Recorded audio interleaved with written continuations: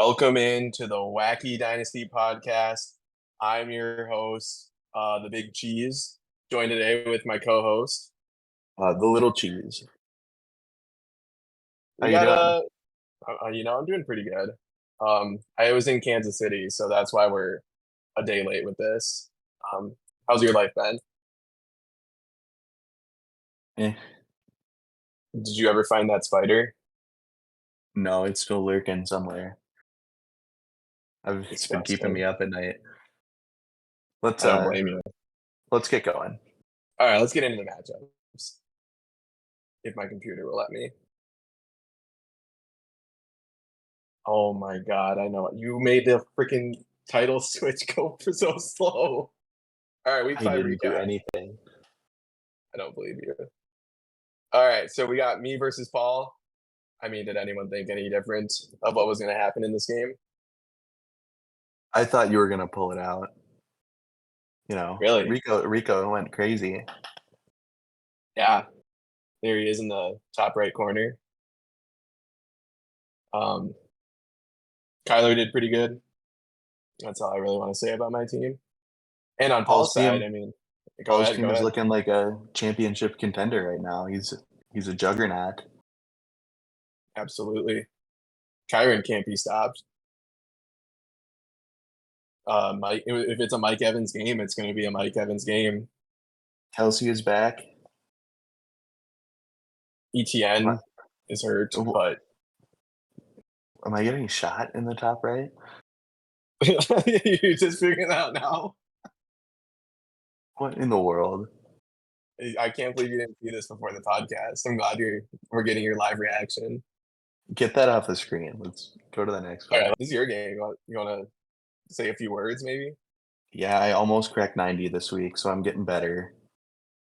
Austin Eckler was pretty clutch for me. Yeah, he's good. Yeah. Anything on Chris's side? His team did okay. He didn't have to do much to beat you, but he did anyways. He stomped me into the dirt. He beat me by 99 points. He beat you by 99 points while starting Alexander Madison. But you know what? Monday night, I was challenged by Paul to not lose by 100. And you know what? Mahomes got me there. Barely. He got you there with no touchdowns either. That's pretty impressive. No touchdowns, yeah. And also James Cook is hurt now. Indeed he is. Yeah, I mean, I don't know what you were supposed to do when 3 of his players scored 30 plus. And because of some prior research done by one Ian Lundquist, we now know that it is actually the second highest score in 1 week in the league. Damn. Ian held that record for almost a month. A little over a month. No, it was week 5. Unless he did it week 1. I don't think he did. Pretty impressive. He's looking good, especially. Let's move on to the next matchup. Oh, the aforementioned Ian getting beat by the TCGC. I think you have a few words about this matchup, right? You know, they both definitely tried their best, set their optimal lineups. If Aaron Jones didn't get hurt, Ian probably would have won because he was about to go off. But Zach's team is very good. He desperately needs a running back. But very, you know very what? desperately. Maybe not because he keeps winning without them. So some would chalk that up to luck as he has faced Ian, who was the league lowest scorer this week. A lot of other teams would have beaten Zach. Not me, of course, but other teams would have beaten him. Yeah, it's going to be rough sledding when you start a running back who isn't going to play. Same with Ian on the other side when you start a tight end who isn't going to play. They both had their reasons, and the league decided to leave it as is. We were doing a little history digging too, and It's not the first time someone has started someone who was going to score 0 points guaranteed. And Tim leads the league in starting players who are going to score 0 points in a week because he started 2 people on bye last year. Fun fact. Will somebody get to 3? Hopefully soon. Hopefully soon. All right, on to the next matchup. We have the Ayahuasca Assassins, who are they going to have a team name change soon? We will see. They beat Zay It Ain't So. Tough week. His running back also got injured. AAP. That did not help. Yeah. And other than that, Cortland. Aaron's in the same boat as me at 1-4. It's not And fun. me. It's not And me. Yeah, but you were kind of expected to be there after that Mark Andrews, Garrett Wilson fiasco last year. I was trying to be at 1-4, of course. You have your first round pick, and I think so. Yeah, so does Aaron. So really, I'm in a league of my own at the in the cellar. Well, but you know what? I'm gonna come storming back. I'm a second half team for sure. I couldn't agree more. So watch out. For Garrett, Caleb showed up, had a pretty good game. He picked up Trey Sermon to start and paid off. How about Wan'Dale Robinson? What a trade. Yeah, I mean, in that trade, I do believe Garrett was counting on Malik Neighbors to get hurt. So he's out again this week, so it's Wan'Dale season. Wan'Dale season, baby. And Stephon Diggs has a new booth hang right here at the top. Yeah, he plays through the controversy, he tunes out the haters and gets it done. And on Aaron's side, go ahead. Sorry. Nico Collins got hurt too, so Diggs he might be back to being a elite wide receiver. We shall see. On Aaron's side, Fields with an okay game, Najee with an okay game, A-Chain got hurt, DJ with a huge game, Zay with a big game, Dalton Kincaid, unfortunately, can't catch footballs, and Josh Allen can't throw footballs to him. But Ayuk had a good game. Yeah, and then he stunk it up this week. We're recording this after the Thursday game, by the way, so I got to watch DK throw a hissy fit on the field. Just as we all wanted to see, honestly. And Cortland Sutton is just puts a bad taste in your mouth, you know? That is Juju feces. A gross player. I'm sure Aaron didn't want to start him, but and had to, but yikes. Yikes indeed. If we look back at the week 4 matchups, I'll let you know. I'm pretty certain he didn't want to start him, but his other option was Jonathan Taylor, who got hurt, AJ Brown, who's hurt and on bye. I'd definitely give him a break for those two. That's a rough week. On to our next matchup. We got TEU. This was game of the week versus I Love Women. And TEU gets a big dub off to 4-1. 4-1, yeah. Look at Garrett Wilson. What a game. 23 targets. He got 13 targets. He was the only thing that worked on their team because they were playing the number 1 in the power rankings Vikings. Yes, they were. I don't know, dude. I think their best player actually was whoever picked off Sam Darnold. Was it DJ Reed? I don't know. Or Xavier Gibson. Those were their top 2 players for sure. Xavier for that the B-Rob combo again at running back. Pretty cool. It did okay. It didn't do great. And the double tight end, which is bold, but it worked. He could have gone on triple tight end. Would have been even bolder, but it probably would have paid off. I mean, Xavier Leggett. I mean, Leggett was fine. He got hurt right away and came out in the first quarter. Yeah, and Tim with an okay week. Njoku doing his thing. Waddle He's is a tough stupid. start without Tua, but everybody else played pretty good. Josh Allen did Stunk. not. Not what you expect from Josh Allen, at least. And Henry even a little late in his loafers this week.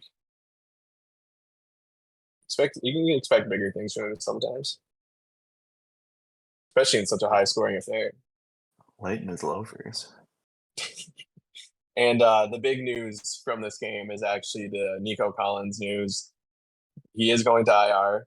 So sorry, Tim. That is a rough start to the season. But you're 2-3. There's still hope.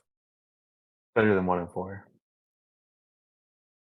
Depending on who you are, yeah, it is. Moving on here. I swear to God. Oh my God, these transitions. Week 5, Waiver Wire. Got a sound here real quick. Your little pussy belongs to me.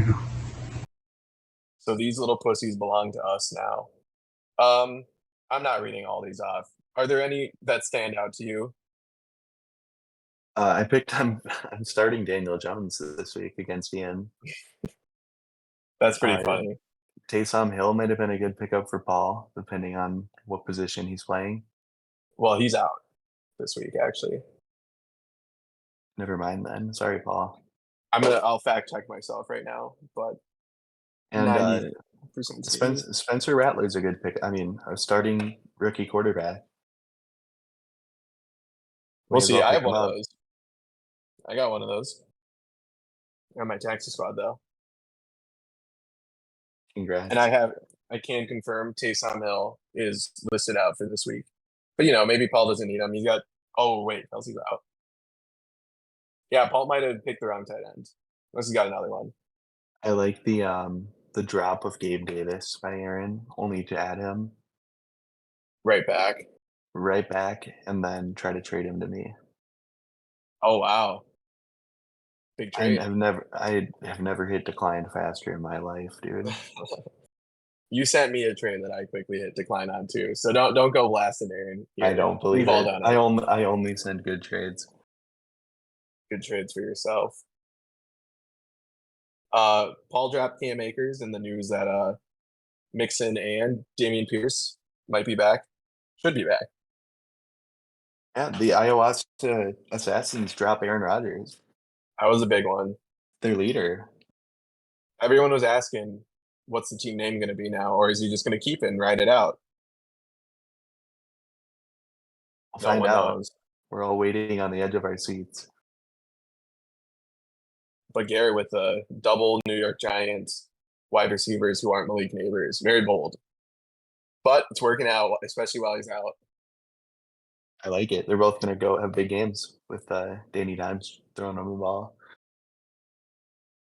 Couldn't agree more. Moving on here, we have a very, very sad news here. This, oh, no, it went away. Go back. Come on. I was just trying to play a sound.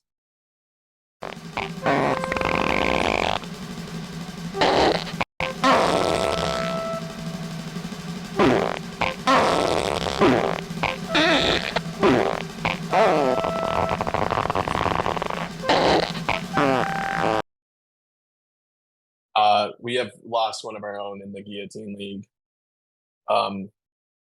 We've already lost Chris. He couldn't wait out the Burrow Chase stack any longer. And now we have lost one, Ian Lundquist. RIP. I was hoping we would make it to Final 9, all in the Dynasty, but the dream is over. Oh, that dream was far, far over. So RIP to these two. We'll see you next year, hopefully. Okay, Ian.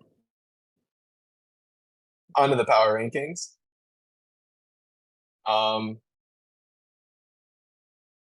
They're there.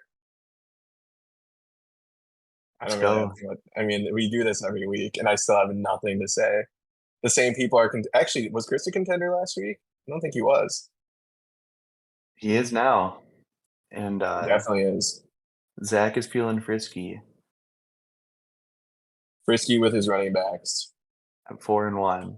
And number 3 in starter rank. Look at that. Number 1 in quarterback rank, and I'm starting Daniel Jones.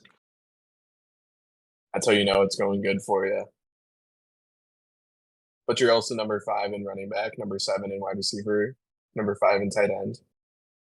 And 10 in draft, baby. Woo! Fuck them picks. You don't need them. You're a top 3 contender in the league. Exactly. All right, let's get out of here. We have something new for you guys. We're calling it the head-to-head matchup of the week. Brought to you by DraftKings. Use bonus code WACKY for $0 match on DraftKings. So this little thing we're going to do where we pick a DraftKings matchup. We go head-to-head on it. And the loser will do whatever punishment is most liked in the comments below, guys. We need to hear your comments. And let the sound play for a second, Zach, before you get all hyped, okay?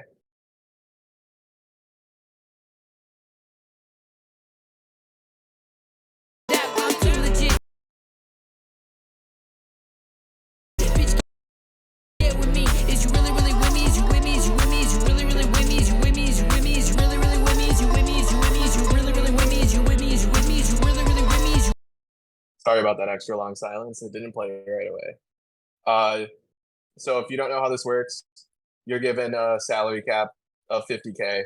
They price players. You go through, fill up your lineup, and we'll see who scores the most fantasy points. And it is also only the Sunday noon games. As those are only options to pick from. You want to go through your team a little bit?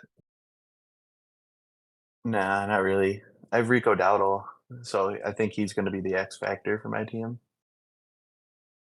X factor. My X factor for my team is definitely Justin Fields. I need him to do something at quarterback. He's starting still? As of right now, he is. Okay. But like I said, I hope Russ comes to the he's rescue. not going to. He's not going to. I hope you know that. Steelers country. That's right. Let's forge. Nice. So like I said earlier, most like comment below. That'll be the punishment. And with that, let's get into our week 5 predictions for this upcoming week.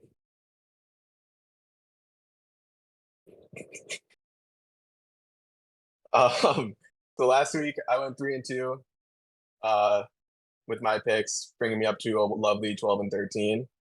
You had a bit of an off week. I think I'm going 5-0 this week. Well, we do have the Thursday games to lean on, so that makes it a lot easier. We disagree just on the Paul and Aaron game. Yeah, I think that's just a good game. You know, it could go either way. 2 good teams. Aaron's had a rough start, but anything can happen. Looking at the matchup on Sleeper, even they have it listed as 50-50 as to who will win. Game of the week, baby. Game of the week. It could go either way. Paul had Jordan Mason go. He was looking good before he got hurt. 9.2. And Aaron's traded player, Ayuk, from Paul, only with 5.7. Not the best game for Ayuk. A bit frustrating. Debo and Kittle game. 2 of them always are good, and one of them gets left in the dust. That's just how it goes starting the 49ers. That brings us to the end of the podcast. Any parting words or send-offs for us, Zach? Not really.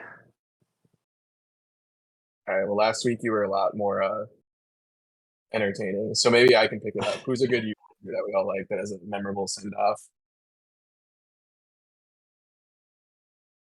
Penguin Zero. He used to have an iconic one.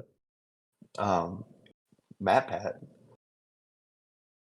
Okay, yeah, that's a good one. All right, ready? Let me get into character. I gotta go back one slide too. I have Aaron winning this game, but that's just a theory. A game theory. Thanks for watching.